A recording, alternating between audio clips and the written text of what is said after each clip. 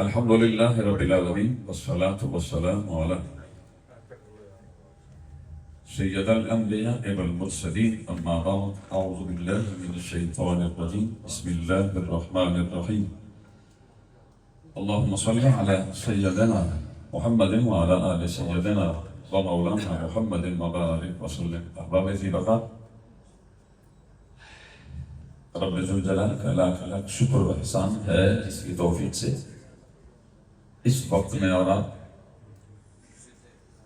محترم و مکرم محترم حکیم شمیم صاحب کی اہلیہ مرحومہ مغفورہ کے روح کے اصالے ثواب کے لیے اس تقریب دعا میں جمع ہیں۔ رب ذوالجلال مائی صاحبہ کے درجات کو مزید بلند فرمائے۔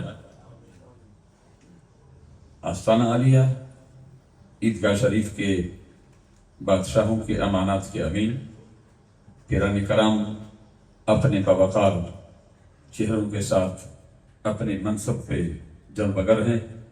رب ذوالجلال ان کا خوبصورت سایہ اہل سنت پر تادیر سلامتی صحت کے ساتھ دراز فرمائے۔ وقت کی قلت ہے، میں آپ کی خدمت میں چند منٹ کچھ گزارشات پیش کر کے آپ سے اجازت طلب کروں گا۔ حضرات ذی فخر، جس طرح علامہ عرفان قادری صاحب فرما رہے تھے اور کہ موت ختم ہو جانے کا نام نہیں ہے۔ حضرات ذی فخر، اصالے ثواب کا مقصد کیا ہے؟ نبی کریم صلی اللہ تعالی علیہ وسلم کا ایک فرمان آپ کی خدمت میں پیش کرتا ہوں، علماء کرام کی خدمت میں زیادہ گزارش ہے۔ قال نبی صلی اللہ تعالی علیہ وسلم الدین کلہ ادب۔ علامہ عرفان قادری صاحب نے بڑی خوبصورت بات فرمائی کہ محفل کی ادب و آداب رکھیں، کچھ نہ کچھ یہاں سے لے کر جائیں، کلمات کی صورت میں، تربیت کی صورت میں۔ ایک جملہ بھی اگر ایک بندے کو سمجھ آ جائے، وطن عزیز کے عظیم مذہبی سکولر حضرت علامہ مولانا سعید احمد جلالی صاحب بھی جلوگر ہیں، آپ میری تائید فرمائیں کہ حضرات ذی بقار، بندہ مرتا نہیں ہے، مرتا تو کافر بھی نہیں۔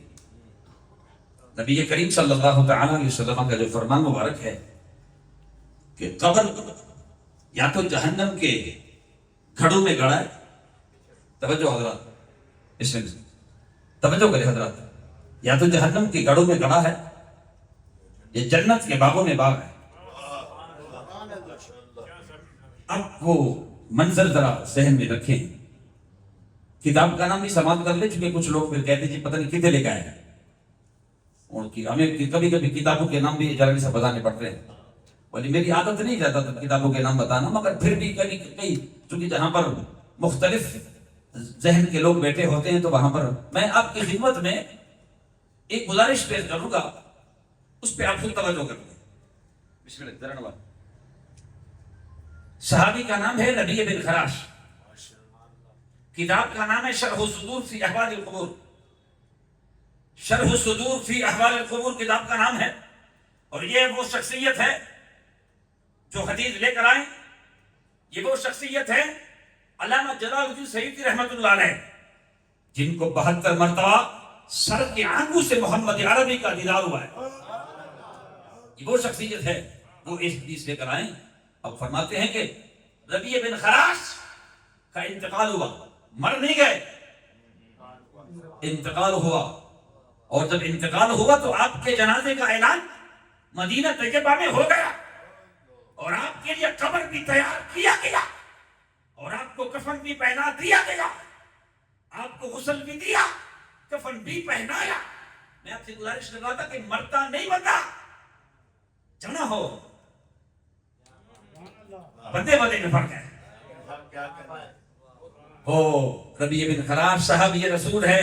میں کسی مولوی کی بات نہیں کر رہا، کسی مفسر کی بات نہیں کر رہا، کسی محدث کی بات نہیں کر رہا۔ یاد رکھنا، صحابی نہ کثرت نماز سے بنتا ہے، صحابی نہ کثرت تلاوت سے بنتا ہے، بلکہ صحابی خدا کی عبادت سے نہیں بنتا، مصطفیٰ کی زیارت سے بنتا ہے۔ صحابی رسول ہے، نبی کریم صلی اللہ تعالی علیہ وسلم کا صحابی رسول ہے ربیع بن خراش۔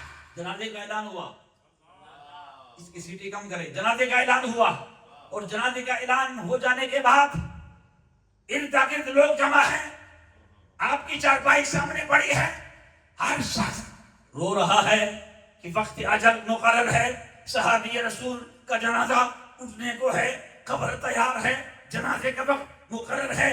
مگر یاد رکھنا محترم شمیم صاحب کے اہلیہ کے چیلم میں آنے والوں، وہ صحابی رسول ہے. وہ کفن میں لیتے ہوئے ہیں. اچانک ربیع بن خراش کفن سے باہر ہاتھ نکالتا ہے. کفن سے باہر ہاتھ نکالتا ہے اور وہ سگا بھائی آپ کے سرہانے بیٹھا ہوا تھا، رو رہا تھا. اس کے سر پہ آپ نے ہاتھ رکھا اور فرمایا میری طرف دیکھ. پورے اجتماع پہ سکتہ طاری ہوا. کبھی یہ منظر چشم فلک نے نہیں دیکھا تھا کہ جن کو غسل بھی دیا جائے، جس کو کفن بھی پہنا دیا جائے. کبھی وہ کلام کرتے، مگر یہ منظر انہوں نے پہلی دفعہ دیکھا تھا. پہلی دفعہ وہ منظر دیکھا تھا. وہ منظر جب دیکھا، اپنے بھائی کے سر پہ ہاتھ رکھا، فرمایا میری طرف دیکھ. اپنے لیے روتا ہے یا میرے لیے؟ اپنے لیے روتا ہے یا میرے لیے؟ پورے اجتماع پہ سجدہ طاری ہوا.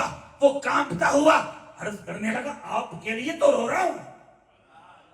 آپ جدا ہو گئے، آپ کا جنازہ اٹھنے کو ہے، مگر آپ نے فرمایا میرے لیے نہ رو، میرے لیے نہ رو.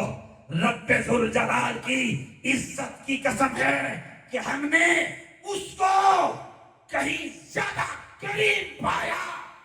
جتنا سنتا تھا اس سے بھی کہیں زیادہ قریب پایا جتنا سنتا تھا. اور کفن سے دوبارہ منہ ڈھانپ کے فرمایا جنازہ پڑھاؤ. حضرات دور تھا مفتیہ عائشہ الصدیقہ کا دور مبارک تھا. عائشہ الصدیقہ تیری عظمت کو سلام، تیرے شان کو سلام اور تیرے مقام کو سلام. صحابہ کرام بھاگتے ہوئے دوڑتے ہوئے مائی صاحبہ کی دہلیز پہ گئے. دروازہ کھٹکھٹایا، ہاتھ باندھ کے صحابہ کرام کھڑے ہیں اور عرض کرتے ہیں اے مائی صاحبہ، جیسا کہ آپ کے علم میں ہے کہ ہمارے بھائی کے جنازے کا اعلان بھی ہو چکا ہے، کفن بھی پہنا چکے ہیں، مگر جو انتقال کر چکا ہے نا ہمارے ساتھ ابھی ابھی کلام کر گیا. آپ یہ بتا دیں اب کیا کریں؟ دفنا دیں یا نہ دفنائیں؟ نہیں پتا زندہ ہے مر گیا، نہیں پتا ہمیں. کلام کر لیا اس نے ہمارے ساتھ. مگر مائی صاحبہ نے فرمایا کہ میں تمہیں بتانا چاہے میرے بیٹو، میں نے خود رسول کریم صلی اللہ تعالی علیہ وسلم سے سنا ہے. یہ کوئی نئی بات نہیں، یہ اس نے ہونا تھا. کلام انہوں نے کرنا تھا، اس لیے کہ میں نے لأنی سمعت رسول اللہ صلی اللہ تعالی علیہ وسلم ان رجلا من امتی یتکلم بعد موتہ. میں نے خود رسول اللہ سے سنا ہے کہ میرے امت کے کچھ لوگ جن کے جنازوں کے اعلان بھی ہو جائے، کفن بھی پہنا چکے ہوں گے، پھر بھی صندوق کے ساتھ کلام کریں گے. میں نے خود سنا ہے رسول کریم سے. اور یاد رکھنا دریات کی گزرگاہیں بدل سکتی ہیں مگر محمد مصطفیٰ کے لبوں سے نکلے ہوئے الفاظ کبھی بدل نہیں سکتے. ہم جو مٹی میں مل گئے ہمارا وہ عقیدہ نہیں ہے. مومن زندہ ہوتا ہے، قبر میں زندہ ہوتا ہے. رسول کریم صلی اللہ تعالی علیہ وسلم فرماتے ہیں کہ ماں باپ کے قبر کے اتنے قریب بیٹھ جایا کرو جتنا زندگی میں بیٹھتے تھے. سلام کرو. سلام پتھروں کو کیا جاتا ہے السلام علیکم یا اہل القبور. حضرات جی وقار وقت کی قلت ہے، میں دعا کرتا ہوں رب ذوالجلال محترم حکیم صاحب کی اہلیہ کے درجات کو بلند فرمائے. اللہ کریم ہر ایک کی آمد کو اپنی جناب میں قبول و منظور فرمائے. بہت شکریہ. السلام علیکم ورحمۃ اللہ وبرکاتہ.